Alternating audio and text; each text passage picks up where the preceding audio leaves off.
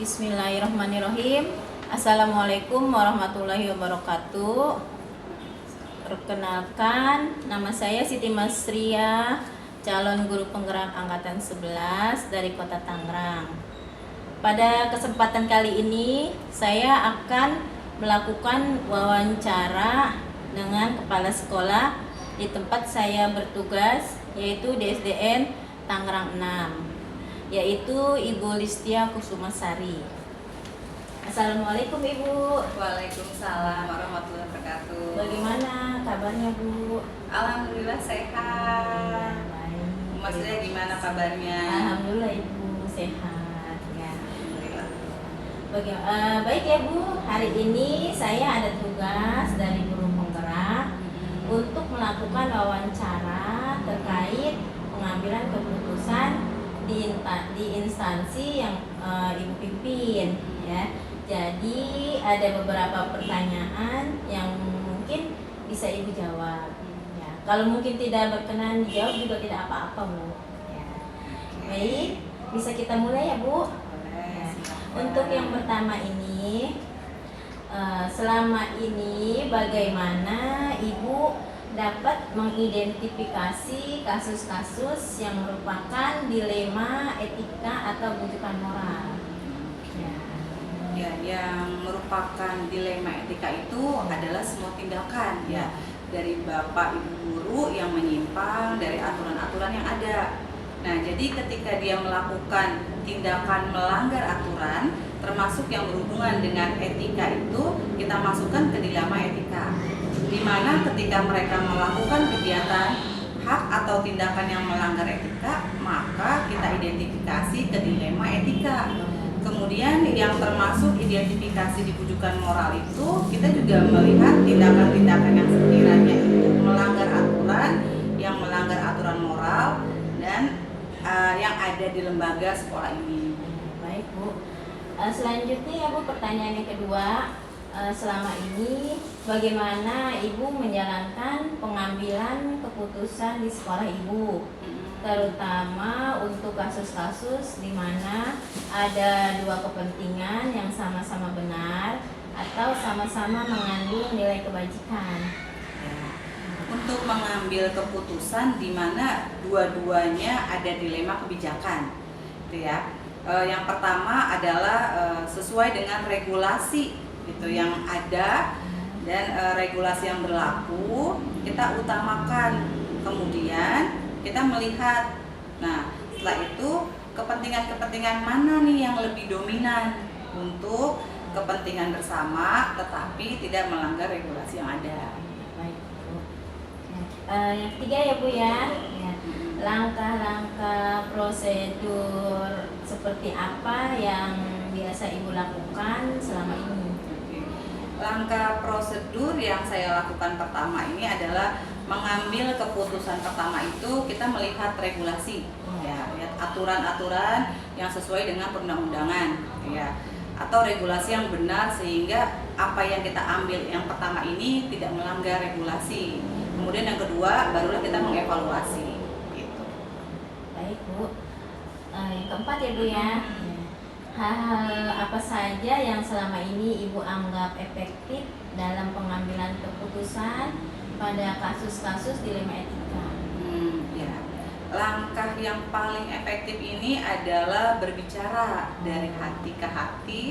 Tentunya yang pertama ini kita ajak untuk mengingat kembali bahwa regulasi yang benar itu kita memberikan suatu gambaran bahwa hidup itu adalah pilihan gitu ya. Ada dua pilihan nih yang harus kita ambil seperti dalam hidup ini kan ada siang ada malam gitu ya. Kemudian apa yang harus dilakukan dipilih itu yang pertama tetap harus mengikuti regulasi yang tepat. Itu aja. Selanjutnya yang kelima ya Bu ya. Hal-hal apa saja yang selama ini merupakan tantangan dalam pengambilan keputusan pada kasus-kasus dilema etika Bu? Tantangannya ini adalah memberikan pemahaman kepada beberapa guru yang memang dia belum memiliki kepentingan-kepentingan di mana sebenarnya kepentingan itu menurutnya tidak bisa ditinggalkan. dan dia harus melanggar etika atau aturan di sekolah. Misalnya dia sering-sering terlambat ke sekolah atau bahkan tidak masuk sekolah karena ada kepentingan keluarga, dan itu tidak bisa ditinggalkan. Maka tantangan-tantangan itu harus kita selesaikan secara kekeluargaan. Jadi artinya dari hati ke hati itu yang pertama yang saya tetap kita harus menunjukkan bahwa aturan yang benar itu adalah seperti ini gitu ya. Jika melanggar maka akan ada konsekuensinya, seperti itu. Baik Bu. Yang keenam ya Bu ya. Apakah Ibu memiliki sebuah tata krala atau jadwal tertentu dalam sebuah penyelesaian kasus dilema etika? Apakah Ibu langsung menyelesaikan di tempat atau memiliki sebuah jadwal untuk menyelesaikannya? Bentuk atau prosedur apa yang Ibu jalankan? Oke. Nah, kita memiliki tata krala karena tidak semua kasus itu setelah kita menyampaikannya atau menegurnya itu sudah terselesaikan. Kadang satu kali kita memberikan pengertian kepada seseorang yang melanggar aturan itu, dia tidak memindahkan. Kemudian kita punya aturan-aturan selanjutnya, memberikan teguran awal. Kalau dalam diberi teguran tidak bisa, berarti ada waktu berikutnya untuk memberikan peringatan. Nah, berarti ada tata krala di mana untuk menyelesaikan kasus-kasus tertentu dengan tata cara yang pertama ya seperti yang saya sampaikan tadi. Yang pertama adalah memberikan teguran, kemudian peringatan dan sebagainya. Yang ketujuh ya Bu, pertanyaannya yaitu adakah seseorang atau faktor-faktor apa yang selama ini mempermudah atau membantu Ibu dalam pengambilan keputusan dalam kasus-kasus dilema etika? Kalau dibilang untuk ada yang membantu, semua membantu ya. Semua orang membantu untuk memberikan hal yang terbaik, di mana seseorang yang melanggar aturan tentu saja akan mempengaruhi kinerja orang pertama kita. Nah, kita mengajak orang yang melakukan pelanggaran itu dengan berbicara dari hati ke hati gitu ya. Untuk kita mengambil keputusannya, panduan acuannya adalah rekrutmen taati regulasi yang ada atau aturan. Tetap mengikuti aturan. Baik Bu. Selanjutnya yang ke-8 ya Bu ya. Dari semua hal yang telah disampaikan, pembelajaran apa yang dapat Ibu petik dari pengalaman Ibu mengambil keputusan dilema etika? Yang bisa kita petik dari semua percakapan ini bahwa semua permasalahan-permasalahan itu dapat terselesaikan dengan saling memberikan dukungan dan memberikan pemahaman bahwa apa yang kita lakukan semua akan ada konsekuensinya, sehingga aturan yang sudah dibuat itu untuk ditaati dan bukan dilanggar. Ya. Baik Ibu, terima kasih untuk sharing hari ini. Sama-sama. Alhamdulillah, mudah-mudahan dari jawaban-jawaban Ibu ini bisa jadi acuan saya juga ke depannya ya, bahwa di sini pemimpin itu juga harus sering-sering juga berbincang dengan bawahannya untuk mengetahui karakter masing-masing orang yang dipimpinnya ya. Karena yang dipimpin kan bukannya robot ya Bu ya, bukan benda mati. Artinya harus kita kenali ya, harus kita kenali supaya dalam pengambilan keputusan juga bisa mempertimbangkan mana mudorot yang lebih kecil yang bisa kita ambil ya.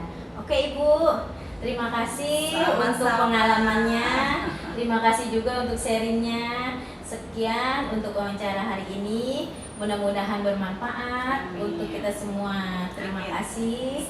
Assalamualaikum warahmatullahi wabarakatuh.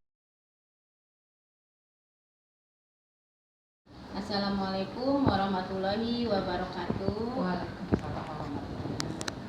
Perkenalkan, nama saya Siti Masria, calon guru penggerak angkatan 11 dari Kota Tangerang. Pada kesempatan kali ini saya akan melakukan wawancara dengan kepala sekolah di SDN dan Mogot 3, yaitu Ibu Yuliasi. Assalamualaikum Ibu. Baik, terima kasih atas waktunya. bagaimana kabarnya Bu? Baik ya Bu ya. Sehat Bu? Sehat ya. Baik Ibu, hari ini saya ada tugas dari guru penggerak untuk melakukan wawancara terkait pengambilan keputusan di instansi yang Ibu pimpin. Nah, jadi ada beberapa pertanyaan yang mungkin bisa Ibu jawab. Baik, bisa kita mulai ya Bu. Untuk yang pertama, pertanyaan yang pertama ya Bu ya. Selama Ibu memimpin sebagai kepala sekolah, bagaimana cara Ibu mengidentifikasi kasus-kasus yang terjadi di sekolah seperti kasus dilema etika atau bujukan moral? Ya, Bu. Selama saya memimpin sebagai kepala sekolah dalam mengidentifikasi kasus-kasus yang terjadi di sekolah, biasanya saya akan mencari tahu dulu melalui kabar yang tersebar baik dari guru, murid, wali murid, juga komite sekolah, atau dengan cara juga dengan memberikan angket mengenai kondisi dan perasaan murid atau guru secara berkala. Baik Bu, sekarang yang kedua ya Bu ya. Selama ini bagaimana Ibu menjalankan pengambilan keputusan di sekolah Ibu, terutama untuk kasus-kasus di mana ada dua kepentingan yang sama-sama benar atau sama-sama mengandung nilai kebajikan. Ya. Biasanya mengambil langkah-langkah dalam memutuskan suatu masalah adalah dengan menganalisis kebermanfaatan dan keuntungan bagi sekolah untuk setiap keputusan yang diambil, di mana sebelumnya akan mempertimbangkan kedua hal yang sama-sama benar tersebut, membenturkan faktor apa atau pihak mana, apakah kepentingan perorangan atau kepentingan banyak orang, mengandung nilai-nilai kebenaran atau kesetiaan, rasa adil atau belas kasihan, atau berdampak untuk saat ini atau untuk seterusnya. Yang ketiga ya Bu ya, langkah-langkah atau prosedur seperti apa yang biasa Ibu lakukan selama ini dalam pengambilan keputusan? Yang terpenting mempertimbangkan sisi positif dan negatif dari alternatif pilihan yang ada, yang mana yang lebih banyak manfaatnya atau juga paling sedikit kerugiannya jika dipilih sebagai suatu keputusan. Yang keempat ya Bu ya, hal-hal apa saja yang selama ini Ibu anggap efektif dalam pengambilan keputusan pada kasus-kasus dilema etika? Adapun hal-hal yang dianggap efektif dalam pengambilan keputusan adalah dengan memutuskan sendiri apa yang baik untuk sekolah dengan tidak melibatkan siapapun, karena kepala sekolah lah yang paling bertanggung jawab untuk segala keputusan di sekolah. Yang kelima ya Bu, hal-hal apa saja yang selama ini merupakan tantangan dalam pengambilan keputusan pada kasus-kasus dilema etika? Memberikan pengertian kepada pihak-pihak yang tidak sependapat dengan keputusan yang diambil, terlebih jika berkaitan dengan keadilan versus nilai kasihan, maka tantangannya adalah membuat pihak lain tidak merasa dirugikan dan keadilan tetap bisa ditegakkan. Yang keenam, apakah Ibu memiliki sebuah jadwal tertentu dalam sebuah penyelesaian kasus dilema etika, atau Ibu langsung menyelesaikan di tempat, atau memiliki sebuah jadwal untuk menyelesaikannya seperti apa yang Ibu jalankan?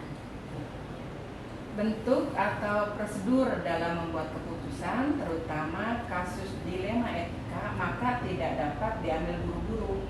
Perlu pertimbangan yang matang, dimulai dari mengenali kondisi, menghadirkan alternatif penyelesaian, hingga mempertimbangkan keputusan yang akan diambil.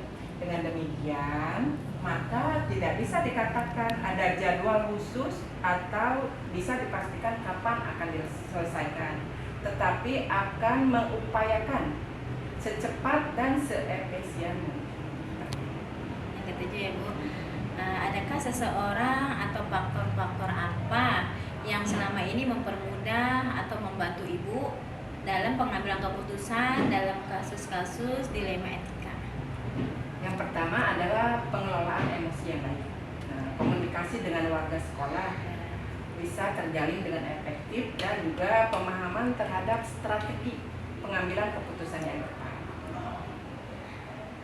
Yang kedelapan, dari semua hal yang telah disampaikan, pembelajaran apa yang dapat Ibu ambil dari pengalaman Ibu dalam mengambil keputusan dilema etika? Yaitu memiliki pemahaman dengan strategi pengambilan keputusan yang baik, meliputi 1. Mengenali nilai-nilai yang saling bertentangan. 2. Menentukan siapa yang terlibat dalam situasi itu. 3. Mengumpulkan fakta-fakta yang relevan dengan situasi itu. Kemudian yang keempat, pengujian benar atau salah. Kemudian yang kelima, pengujian paradigma benar lawan benar. Kemudian yang keenam, prinsip resolusi. Yang ketujuh, investigasi opsi trilema. Yang kedelapan, buat keputusan. Kemudian yang kesembilan itu, lihat lagi keputusan dan refleksikan. Baik Ibu, terima kasih untuk sharingnya hari ini ya. Alhamdulillah, mudah-mudahan jawaban dari Ibu ini bisa jadi acuan saya untuk kedepannya ya. Terima kasih Ibu atas waktunya. Assalamualaikum warahmatullahi wabarakatuh. Waalaikumsalam.